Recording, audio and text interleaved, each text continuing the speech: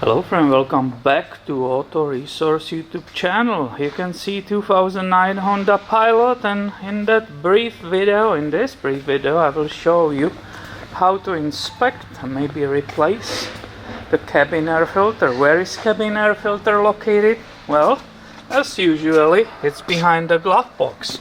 So just to be very thorough and detailed, you open your glove box, right? And on the sides you push these sides in, right? Both of these, you basically push them in. Let me show you what will happen if you do that, right? So here is the camera, and I just push inside, right? Like inwards on both sides, and look, that actually continues, right? The opening, that glove box, everything will fill out of it, and you can see the cabin air filter housing. To remove that, you simply push on these tabs, or again inside, right?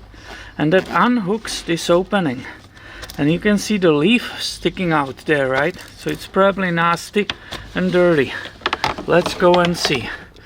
So that was replaced but a long time ago. Look at that. I need to put this in the comments, and that should be replaced ASAP.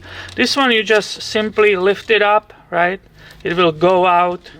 When you are putting the new one back, just look on the details that those fins, right, are nicely hooked and the air will be not flowing around it, right? So this is removal. You put the new one and you just go this way, right? If you're installing it, you just push it nicely, it will click on both sides, right? Click, click, and you have the new one back.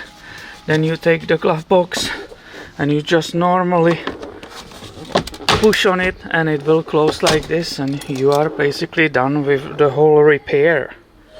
And that was another simple video on Auto Resource channel for you. So thanks for watching, be subscribed, and I will catch you in the next one. See ya!